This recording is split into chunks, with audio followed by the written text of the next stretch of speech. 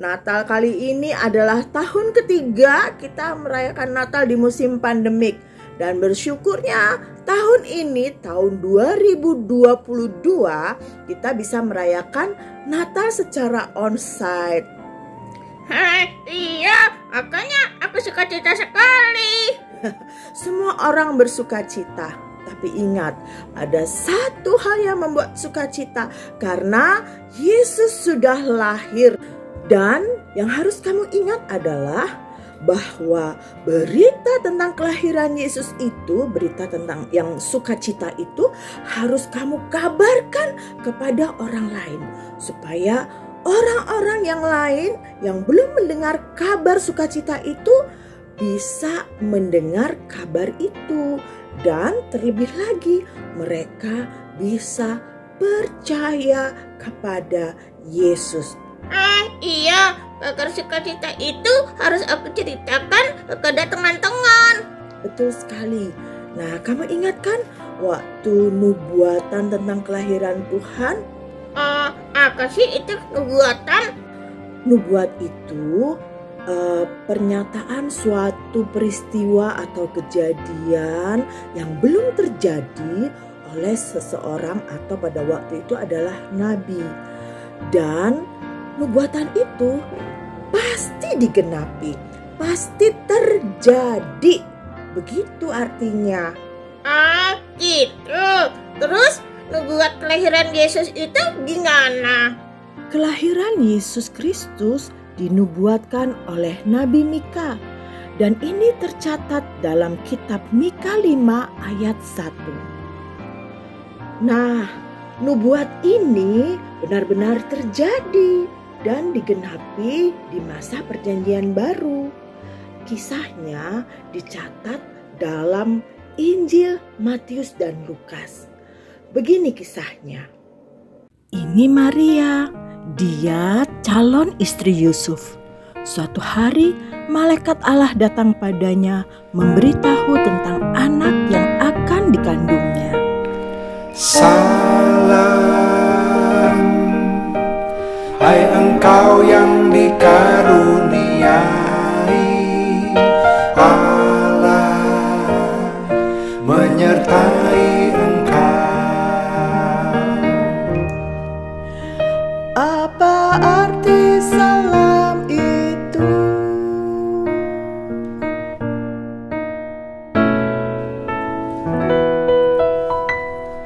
Jangan takut hai Maria, kau beroleh kasih karunia. Engkau akan mengandung dan melahirkan seorang anak. Namailah dia Yesus. Bagaimana aku bisa punya anak? Aku kan belum bersuami. Roh Kudus akan turun atasmu, kuasa Allah Maha Tinggi akan menaungi engkau.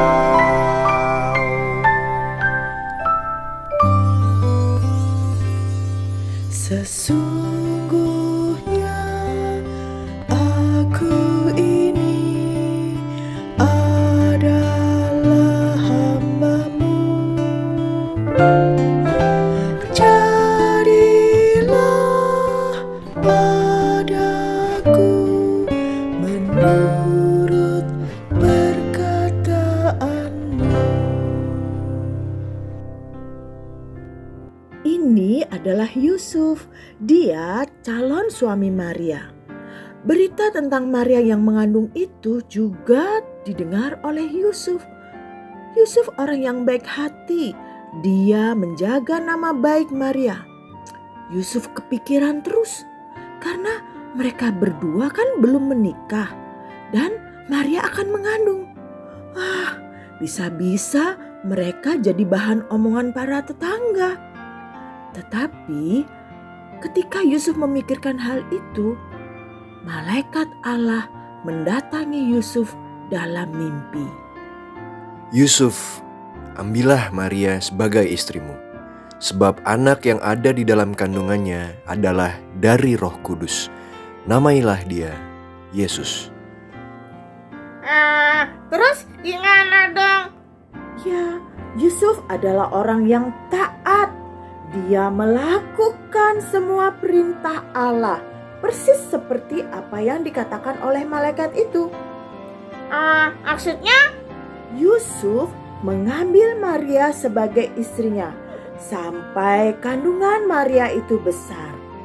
Tapi pada saat itu juga datang suatu perintah dari Kaisar Agustus. Perintahnya apa? Perintahnya, setiap orang harus kembali ke kota kelahirannya masing-masing untuk didaftar. Maksudnya apa ya? Sekarang itu dikenal dengan nama sensus penduduk. Begini maksudnya adalah supaya pemerintah itu tahu berapa jumlah penduduk pada saat itu. Oh gitu. Iya, jadi Yusuf dan Maria harus kembali ke kota Bethlehem karena mereka lahir di Bethlehem. Kasihan sekali. Kan Maria hamil besar. Iya, tapi mereka tetap harus kembali. Nah, kelanjutannya begini kisahnya. Maka pergilah Yusuf dan Maria ke Bethlehem. Mereka pergi bersama para tetangga yang berasal dari Bethlehem. Pada zaman itu belum ada mobil, jadi mereka menggunakan keledai. Perjalanan sangat jauh dari kota Nazaret ke Bethlehem, kira-kira 96 kilo. Jadi mereka menempuh perjalanan berhari-hari lamanya. Maria Yusuf pergi ke Bethlehem atas perintah Kaisar, semua harus didatang. Mereka pulang ke kota kelahirannya, mencari tempat untuk Maria melahirkan.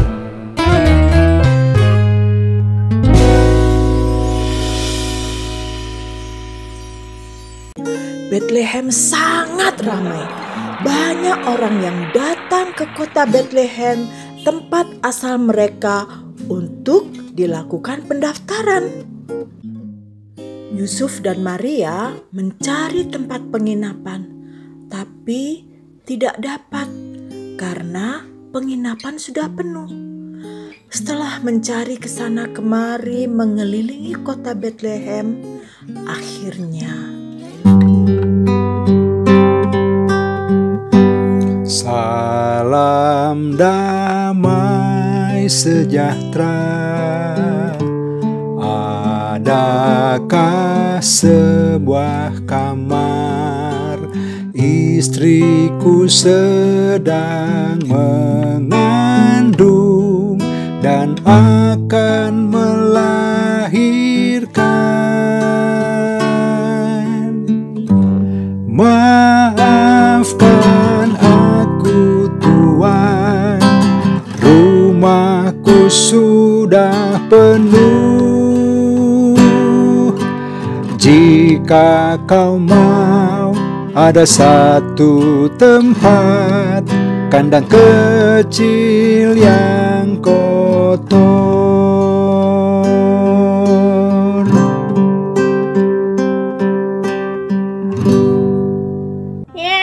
Akhirnya mereka dapat tempat juga ya.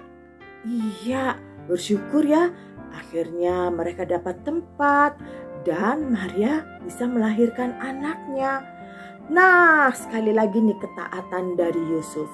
Yusuf memberi nama anak itu Yesus, persis seperti yang diperintahkan oleh malaikat Allah. Iya, benar sekali. Nah, pada saat kelahiran Yesus di daerah yang namanya Padang Efrata itu ada sekelompok para gembala yang sedang menggembalakan domba mereka pada waktu malam. Kamu ingat kan bagaimana nubuat yang dikatakan dalam kitab Mika? Aku lupa, soalnya banyak sekali. Yang aku ingat ada kota Betlehemnya. Iya, benar.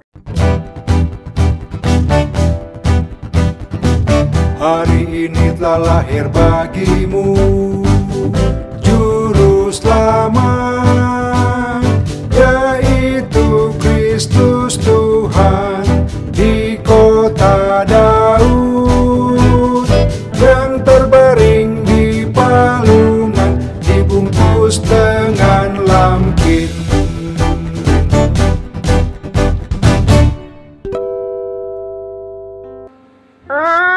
Jadi para gembala itu yang menerima berita kelahiran Yesus yang pertama kali ya?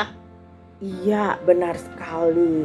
Mereka adalah orang-orang yang sederhana ya. Kalau kita berbicara tentang gembala, pikiran kita pasti ada berpikir tentang tentang domba, tentang kandang ya, dan ada palungan. Nah, para gembala itulah orang-orang yang luar biasa, mereka yang spesial. Kamu pernah berpikir nggak, seandainya Yesus lahir di istana, menurut kamu kalau para gembala pergi ke istana, apa yang bakal terjadi coba? Bisa jadi para gembala diusir. Iya, benar ya. Bisa jadi para gembala takut kalau mereka pergi ke istana karena mereka merasa nggak layak ya. Para gembala adalah orang-orang yang sering dipandang rendah ya, bahkan mungkin tidak dipandang oleh orang-orang. Mereka orang-orang yang sederhana, orang-orang yang miskin, dan biasanya dianggap orang-orang yang bodoh. Namun malaikat Allah memberi kabar tentang kelahiran Yesus itu yang pertama kali kepada para gembala. Mereka orang-orang yang spesial ya. Iya, benar. Tetapi kenapa harus kepada para gembala? Pertanyaannya itu. Nah, pertanyaan yang bagus itu. Begini ya, pada malam kelahiran Yesus Kristus, para gembala sedang menjaga domba di suatu tempat yang bernama Efrata, yang dikenal dengan nama Migdal Eder atau Menara Kawanan Domba. Hal ini tepat seperti yang tercatat di dalam Mika pasal 4 ayat 8. Begini bunyinya. Dan engkau, hai menara kawanan domba, hai bukit putri Sion, kepadamu akan datang dan akan kembali pemerintahan yang dahulu, kerajaan atas putri Yerusalem. Nah, menurut catatan pakar teologi Yahudi, domba-domba yang mereka jaga itu adalah domba-domba yang akan dijadikan korban penghapus dosa di bait Allah di kota Yerusalem. Kenapa domba-domba itu harus dijaga? Ya, karena menurut peraturan dan ketentuannya, domba yang akan dikorbankan itu tidak boleh sakit ya, tidak bercacat ataupun bercela. Jadi para gembala sudah tahu tugasnya. Ketika ada anak domba yang baru dilahirkan, mereka membungkus anak domba itu dengan kain lampin supaya anak domba yang baru lahir itu terjaga, tidak bercacat dan tidak bercela sedikit pun, alias mulus terjaga. Apakah kamu masih ingat apa tanda bayi yang baru lahir itu yang diberitakan oleh malaikat Tuhan kepada para gembala? Yang aku ingat sih, bayi itu dibungkus dengan langkin, dan tergaring di kalungan. Iya, benar sekali. Terbungkus dengan lampin dan terbaring dalam palungan. Jadi, para gembala tahu benar di mana harus mencari bayi yang baru lahir itu. Jelas bukan di istana, tapi di kandang. Kondisi kandang tempat Yesus dilahirkan itu tidak seperti kandang yang sering kamu lihat. Kalau sekarang itu kan kotor gitu ya, bau tidak sedap, rumput berserakan. Tapi kandang pada zaman itu dijaga dan dirawat dengan baik. Karena domba-domba itu harus dirawat supaya tidak bercacat, atau pada saat digunakan untuk korban persembahan nanti di bait Allah, mereka layak gitu ya. Nih ya, gambar kandang pada saat itu. Ah, gitu ya? Wah, aku baru tahu. Jadi jawabannya apa dong? Kenapa kagar tangga digeritakan kada para gembala? Karena para gembala adalah orang-orang yang paling tepat menerima kabar Natal pertama. Mereka menjaga kawanan domba di malam hari di padang yang sunyi. Coba kamu bayangkan jika kabar itu diberitakan kepada Raja Herodes yang ada di istana pada malam hari oleh para malaikat, kira-kira apa yang terjadi? Bisa jadi gengkar dan Raja Herodes nggak percaya dan mungkin bingung. Iya, benar. Nah, respon para gembala saat menerima kabar kelahiran Yesus, Alkitab mencatat mereka, para gembala itu cepat-cepat pergi ke Bethlehem dan mencari bayi Yesus. Tada! Mereka bertemu bayi Yesus di kandang, terbungkus dengan kain lampin dan terbaring di palungan.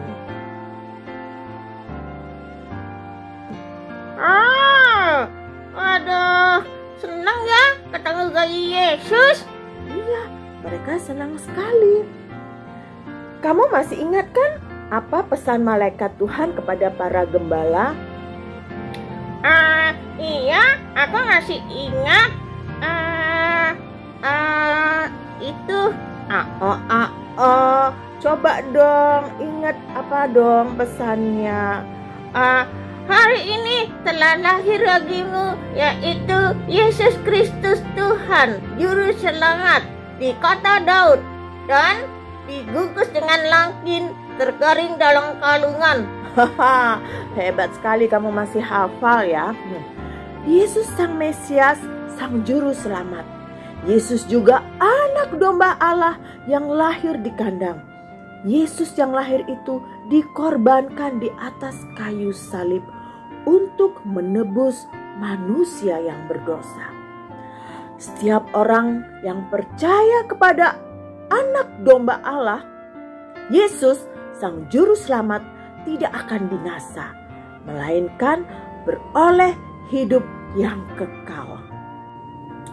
Nah, kamu sudah mendengar berita Natal berkali-kali, ya kan? Nah, anak-anak, kalian juga. Yuk, ceritakan kabar sukacita ini kepada teman-teman kamu.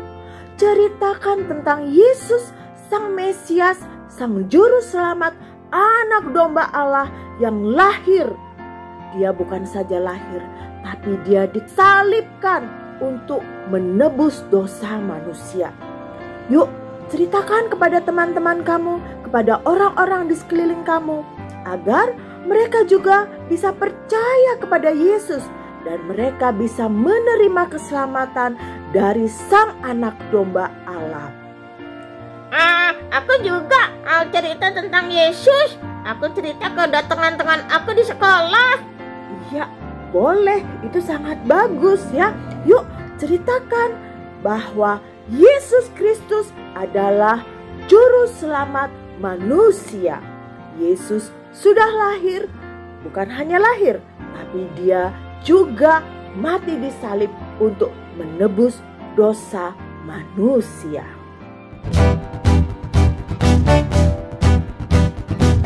Hari ini telah lahir bagimu Juru Selamat, yaitu Kristus Tuhan di kota Daud, yang terbaring di palungan, dibungkus